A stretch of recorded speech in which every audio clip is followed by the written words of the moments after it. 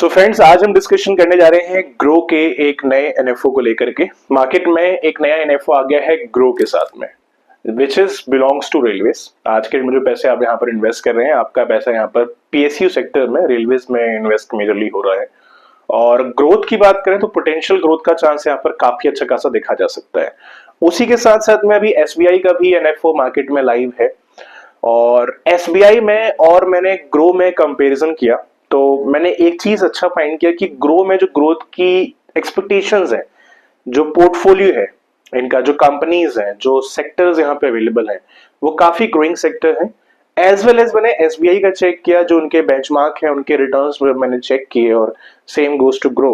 तो जो एसबीआई का रिटर्न की बेंचमार्क के जो रिटर्न है विच इज रियली लेस, वही अगर हम ग्रो के चेक करें तो इनके रिटर्न इस टाइम पे काफी हायर शो कर रहे हैं जो उनका बेंचमार्क रहा है। सेक्टर डिमांडिंग है, जो सेक्टर में पैसे आप लगा रहे हैं इस टाइम ग्रो के अंदर, वो डिमांडिंग सेक्टर है। इनफैक्ट बहुत सारी कंपनी के स्टॉक्स हैं जिनका जिक्र हम आज करने वाले हैं। अगर आप इनकी इंडिविजुअली अगर रिटर्न्स अगर चेक करेंगे, that has given good return. तो आज की वीडियो हम डिस्कशन करने वाले हैं सिर्फ इंपॉर्टेंट चीजों को लेकर के, क्योंकि एनएफओ की starting date, end date, NAV का प्राइस, इन्वेस्टमेंट कितना कम से कम होने वाला है, वो आपको चीजें आसानी से मिल जाएंगी या आपको मालूम भी होंगी। तो हम पॉजिटिव और नेगेटिव में डिस्कशन करने वाले हैं कि what is positive in this fund and what is negative in this fund. अगर ये चीजें क्लियर हो जाएंगी तो फंड आपको 90% क्लियर हो जाएगा। सो फर्स्ट ऑफ ऑल अगर फंड की बात करें तो फंड होने वाला है grow Nifty India railway PSU index fund. ठीक है, पीएसयू एक तरीके से सेक्टर का फंड है, इंडेक्स फंड है, और जो पैसे हम लगा रहे हैं यहाँ पर, हमारा पैसा रेलवे सेक्टर्स के अंदर भी इन्वेस्टमेंट यहाँ पर किया जा रहा है। अब अगर इस टाइप के फंड्स में अगर इन्वेस्टमेंट करें, सबसे अच्छा प्लस पॉइंट ये है कि try to go for a long term. Long term के हिसाब से अगर प्लानिंग करा जाए, अगर इसमें इन्वेस्टमेंट करने का, तो पोटेंशियल है। क्योंकि जो भी स्टॉक्स मैंने यहाँ पर राइट साइड में शो कर रखे हैं, ये वो स्टॉक्स हैं, अगर आप इनके रिटर्न चेक करेंगे लास्ट 5 ईयर्स, 3 ईयर्स, 2 ईयर्स के, तो इनके रिटर्न बहुत अच्छे रहे हैं। ठीक है, इनफैक्ट ऐसे ऐसे भी स्टॉक है कि उनके रिटर्न थोड़े से अनएक्सपेक्टेड है, मतलब देखने में लगता है कि भाई इतना रिटर्न मार्केट में कैसे आ सकता है, तो रिटर्न नेक्स्ट लेवल दिया है। ये वो कंपनीज है, अगर इनमें लॉन्ग टर्म के हिसाब से अगर इन्वेस्टमेंट करा जाए तो शायद ग्रोथ का चांस यहाँ पर काफी अच्छा खासा बन सकता है। सेक्टर्स लगभग यहाँ पर ये रहने वाले जहां पर पैसा आज के डेट में आपका इन्वेस्ट कर रहे हैं, तो पोटेंशियल जगह लग रही है पैसा इन्वेस्ट करने के लिए। अगर आज के डेट में आदमी लॉन्ग टर्म के हिसाब से अगर कुछ इन्वेस्ट करना चाहे यहाँ पर, तो ग्रोथ पोटेंशियल यहाँ पर काफी अच्छा खासा दिखाई दे रहा है। एक और चीज है, इसमें एक्सपेंस रेशियो का फिलहाल कंपनी ने अभी जिक्र नहीं किया, उसका कंफर्मेशन अभी कंपनी के एंड से कुछ दिनों में आपको एज सून एज पॉसिबल मालूम पड़ जाएगा। एग्जिट लोड की बात करें, इसमें एग्जिट लोड रहेगा। अगर अपना अमाउंट आप अलॉटमेंट डेट से लेकर 30 दिन के अंदर विड्रॉ करते हैं तो आपको यहाँ पर 1% का एग्जिट लोड देना पड़ेगा। तो कोशिश करिए कि अपना जो अमाउंट है अलॉटमेंट डेट से लेकर 30 डेज के बाद ही निकालिए, ताकि जो एग्जिट लोड लग रहा है वो ना लगे। क्लियर है यहाँ तक? उसके अलावा दूसरी चीज ये कि अगर हम इसमें टैक्सेस की बात करें, टैक्स कितना कटेगा, इसे ध्यान से समझना बहुत ही जरूरी है, इसको समझना इस टाइम पे। इसमें long term capital gain tax and short term capital gain tax applicable रहेगा। फॉर एन एग्जांपल, आपने मान लो 20 साल के हिसाब से इसको लिया, 20 साल के बाद एग्जांपल लेते हैं, आपका प्रॉफिट मान लो बन गया 1 करोड़ का, तो आपको उस पर 12.5% का एलटीसी टैक्स पे करना पड़ेगा, जो कि अभी के हिसाब से, फ्यूचर का हम कुछ नहीं जानते, अभी के हिसाब से जो चल रहा है वो हम आपको बता रहे हैं। तो ये इस टाइम पे टैक्सेस हैं जो गवर्नमेंट ने अभी एप्लीकेबल किया। आने वाले टाइम पता नहीं कितना करेंगे, क्या नहीं करेंगे, फिर हम दूसरा फंड परचेज करेंगे तो उस पर क्या टैक्स लगेंगे, हमें नहीं पता कुछ भी।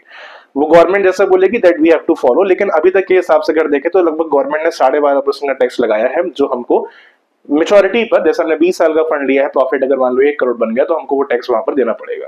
टैक्स अभी कैसे काम कर रहा है, अगर आपको इसका इन्फॉर्मेशन प्रॉपर्ली नहीं है तो उस पर ऑलरेडी हम वीडियो बना चुके हैं, उसका लिंक डिस्क्रिप्शन में आपको मिल जाएगा, उस वीडियो को आप प्लीज चेकआउट करिए, ताकि न्यू रूल चेंजेस के हिसाब से आपको इन्फॉर्मेशन मिले।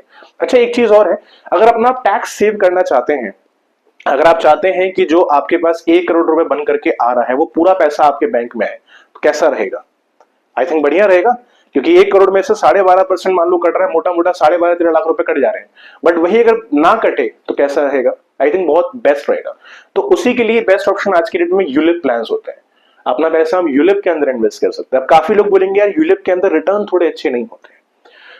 हम पूछते हैं क्यों अच्छे नहीं होते हैं, तो काफी लोगों को रीजन नहीं मालूम होता है क्यों अच्छे नहीं होते, बस लोगों से सुन लिया है तो वो ये मार्केट में फैला रहे हैं। कुछ यूलिप प्लान में रिटर्न अच्छे इसलिए नहीं होते हैं जहां पर कॉस्टिंग बहुत ज्यादा होती है। जैसे मान लो अगर एलोकेशन चार्ज अगर है एडमिन चार्ज अगर है, इन दो चार्जेस की वजह से क्या होता है कि रिटर्न थोड़ा दब जाता है। नॉर्मली यूलिप प्लान के अंदर mortality charge, fund management charge रहता ही रहता है, तो कोशिश करिए कि ये दो चार्ज के अलावा इसमें और भी कोई चार्जेस ना रहे और आपका फंड अच्छा हो, अच्छी कंपनीज हो, एक बेस्ट पोटेंशियल फंड हो। अगर आप बेस्ट पोटेंशियल फंड में अगर पैसा डाल रहे हैं यूलिप में, प्लस कॉस्टिंग बहुत कम है, तो ग्रोथ का चांस आपके लिए बढ़िया रहेगा। अच्छा, यूलिप में क्यों इन्वेस्ट करना चाहिए? यूलिप में सबसे अच्छा फायदा यह है कि जो आपकी मेच्योरिटी है वो 10-10 के तहत आपको टैक्स फ्री आएगी, ठीक है, क्योंकि आपने अगर इन्वेस्टमेंट साल का 2.5 लाख या उससे नीचे किया है तो मेच्योरिटी अमाउंट आपका टैक्स फ्री होगा।